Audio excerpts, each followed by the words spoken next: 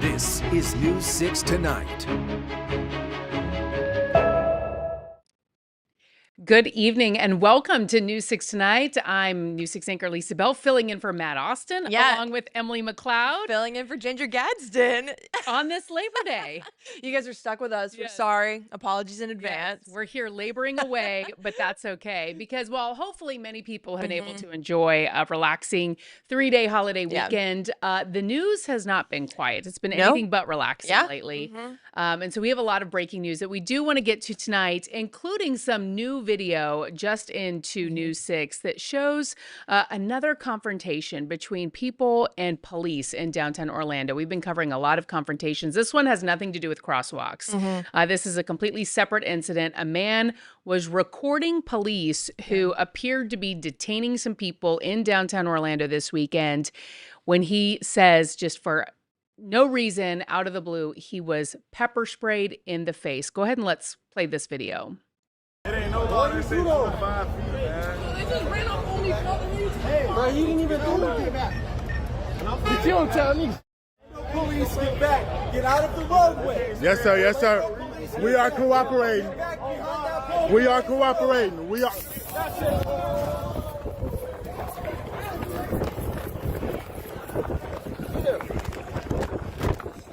Hey, bro, run. Okay, so you saw that, I guess, confrontation, if you will. James Lake says he was walking along Orange Avenue early Monday morning, this morning when this happened. And our Troy Campbell is going to be speaking with him. We're going to have his full story coming up tonight at 10 and 11 on News 6. Now, it is not illegal to record video of police. Sure. Yeah, you have a legal right to do that, certainly in a public place. The issue becomes, is your recording of police interfering with the police work? Exactly. Yes. And it's important to note, we don't know the exact circumstances of that arrest that was taking place. And, you know, Troy's going to be looking into this a little bit more for us tonight. But, you know, we don't know the exact circumstances of what was going on. But you make a great point. You know, if it's impeding the officer's job, then it becomes an issue. So I think this video will become an issue. I think a lot of people are going to be demanding accountability and answers and wanting to know, what are you allowed to do? What are you not allowed to do? Because we've certainly been seeing a lot more interactions, it seems, lately between people, protesters, and police, especially in downtown Orlando. And this man was taken to the hospital to be treated for some, you know, reaction that he had to being pepper sprayed in the face. And Troy was able to speak with him after he got out of the hospital. So that video, though, it's shocking when you see it, because you see the pepper spray coming right at the camera. Right. You almost don't expect that to happen in the video. And so, like you said, there are certainly going to be a lot of questions that people are going to have. There's questions that I have, too, that we have here in the newsroom that we're going to be hoping to get answers for, too. Absolutely. All right. And as I mentioned, we've been covering a lot of, like, clashes between Right. people and police, law Yes. enforcement in downtown Orlando. Yeah, so today we're going to be circling back on the crosswalk controversy that's been happening for, I mean, gosh, almost 2 weeks 2 weeks at now. this Yeah. point. So, if anyone's not familiar, this all started a couple of weeks ago when the Rainbow Crosswalk outside of the Pulse nightclub was painted over by the state as a result of a new directive to remove what the Trump administration is calling distracting road art. So since then, people have been out there in front of the nightclub. They've been demonstrating, chalking on the sidewalks, at some points chalking in the crosswalk. We had somebody who was arrested last week. He was released because during his first appearance with a judge, the judge found that there was no probable cause. But today, we have a new update from News 6's Mike Valenti, our Orlando community correspondent. Over the weekend, 3 people were arrested. So he was following up on that story for us, and he spoke with the attorney. Let's go ahead and go to Mike and get some more details on that. If the rain doesn't wash them all away, these messages in chalk will be waiting for city employees returning to work Tuesday. The protesters came here Monday, trying to deliver a message that this issue is bigger than just Pulse. They say it's about freedom of speech and freedom of expression. I have been advised to keep my mouth shut for a moment. Zane Aparicio leaving the Orange County Jail Monday after a judge ruled that he and 2 other people could be released on their own recognizance. The 3 were protesting outside Pulse Sunday night, covering the crosswalk in chalk, when FHP arrested them, accusing them of interfering with a traffic control device. They absolutely are an infringement of First Amendment rights. The crosswalk is an extension of the sidewalk. The sidewalk, along with other public spaces, city parks, et cetera, those are all traditionally held public forums in which we can exercise our rights to free speech. Because they lost the first one, they were making more allegations of actual damages to the crosswalk. And as he was getting ready to head to City Hall for more chalking, Zane Aparicio was asked if his arrest was worth it. I think it was, but I literally just walked out of here. You guys are rushing me a little bit. What the protesters have planned next is a question the protesters are not inclined to answer at this moment. So Mike Valenti there for us. So the 3 that were arrested over the weekend, they were charged with interfering with a traffic device and causing damages exceeding $1,000. Now, what's interesting is that this is the same judge that did not find probable cause for the first person who was arrested. The same judge did find probable cause for the 3 people who were arrested over the weekend. So, like Mike said in the story, the reason the protesters have moved to City Hall was out of respect for the Pulse families and the Pulse victims, because they feel this has become a free speech and expression issue. Yeah. Well, we know that there's definitely going to be a lot more to come as that continues to develop across the state. Now, another thing we've also been hearing a lot from law enforcement lately is social media challenges that appear to be going viral and really seem to be impacting our young people. And it was just a couple of weeks ago, we were hearing from Volusia County where apparently some kids were doing a TikTok challenge, kicking on people's doors at night. Yeah. That's scary stuff. It is scary stuff. And then running away. And so we're going to hear the warning from Volusia County and that interaction between law enforcement and young people. But since then, we are now hearing reports that an 11-year-old boy was gunned down this weekend in Houston after doing a ding-dong ditch on a door in Houston. And the person who opened fire on that 11-year-old is now potentially facing murder charges. And so there's a big warning out from police, especially, for parents of kids who are on social media and are seeing these challenges. Let's go ahead and take a look at that video. Why are you going on other people's property and knocking on their doors like that? We were just trying to have fun. That's not fun. That's a felony charge. You understand, in Florida, if you go into that door right there, which you're coming out of, and you kick that door, you're trying to break it in, and someone blasts you, now you got to get buried, and your parents have no justice because you were being stupid. You got yourself killed. Because you come to my house and kick my door with my 2 kids inside, I'm not asking questions. An 11-year-old boy and several other kids were ringing doorbells and then running from homes in an East Houston neighborhood Saturday night. Just before 11 p.m., police say someone came out of one of those houses and chased after them, according to a witness. They were playing a game of Ding Dong Ditch, and at which point the person inside that house came out and shot. The 11-year-old was taken to the hospital and pronounced dead Sunday, according to police. Video from the scene shows a person walking out of a home with their hands in the air. A person was detained for questioning and has since been released, police say. Investigators are reviewing surveillance video and working with the Harris County District Attorney's Office on possible charges. Some neighbors in the area are still in shock. You don't go knocking on people's doors because of people do strange things. Detective Michael Cass with the Houston Police Department says the suspect will likely face a murder charge since the death does not appear to involve self-defense and the shooting, quote, wasn't close to the house, according to KHOU. He's asking parents to keep a closer eye on their children to prevent this social media trend from turning deadly. Just be more cautious of the times we're living in now. It's just so sad because in that first video that we heard from Volusia County, there was a lot more of that interaction between those kids and the officers. And those kids were basically like, look, we're just out here trying to have some fun and have a good time. And we're just doing what we see on TikTok. On social media. And, you know, why are you questioning me, officer? And the officer was trying to explain because this isn't a joke and you don't know who you're dealing with. 1000%. Yeah. And in Volusia County, that case, you know, it sounded like the kids were actually kicking the doors versus just knocking on the door. Ding dong ditching, which is a little, it is a difference. And it's not just Volusia County that says this is happening. Marion County, 2 weeks ago, they posted on their Facebook page and said, the door kicking challenge on TikTok, please be aware of this.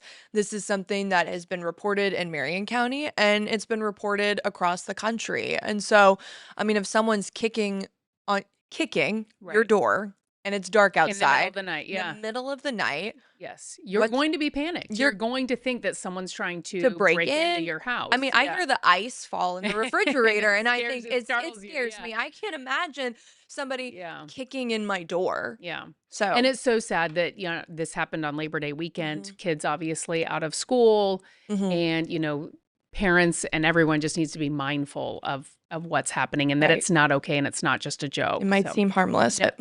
All right. So we are going to take a quick break, but when we come back, we're going to revisit another story that's been in the news and it involves a mural in Apopka. Yes, it does indeed. And there's a new development on that tonight. So we're going to take that quick break. We'll be right back.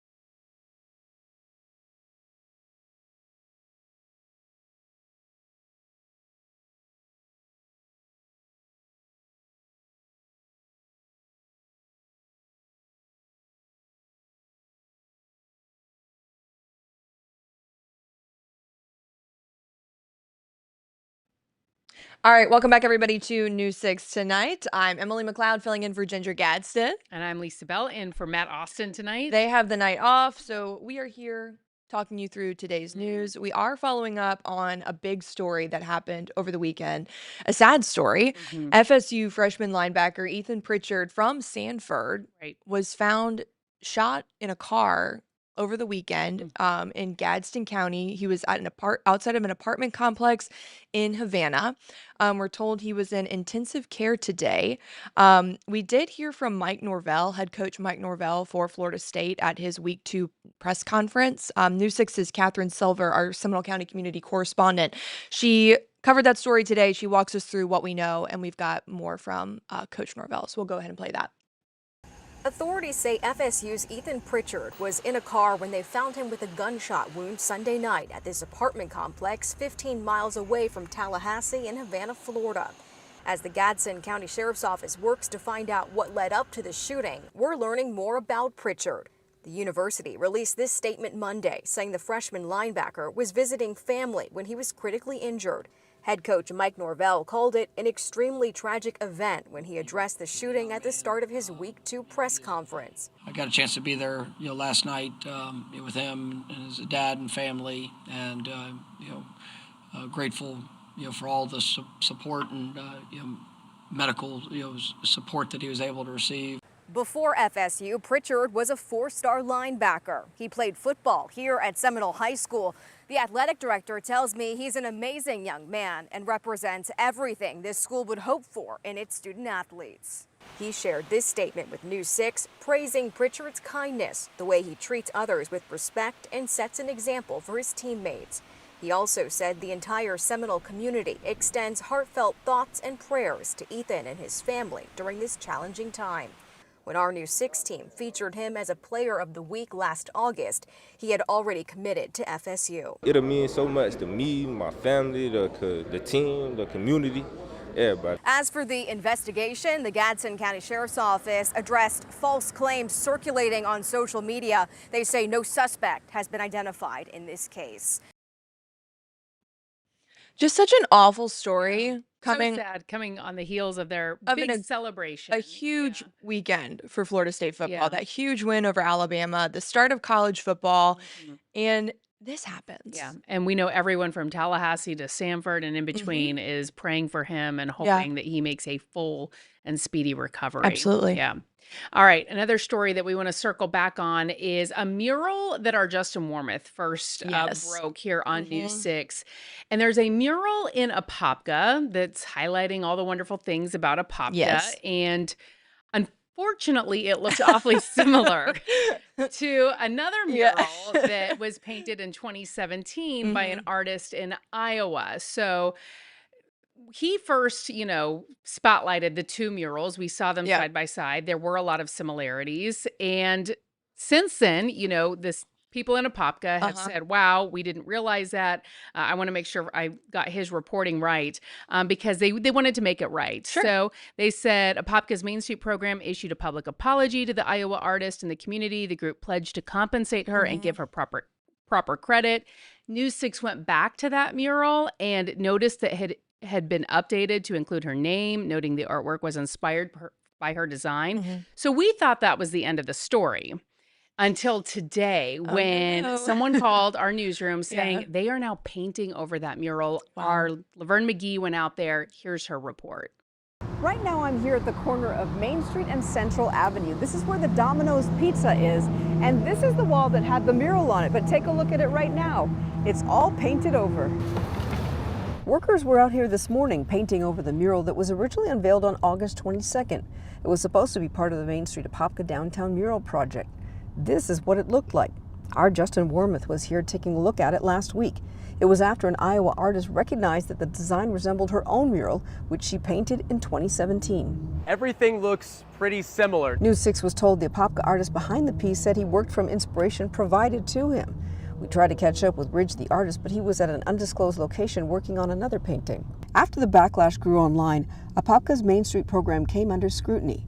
We got this statement from the city of Apopka that says in part that this was aimed to help encourage the revitalization and economic growth of downtown and that no city of Apopka officials or staff had any involvement in the selection of the art or artist.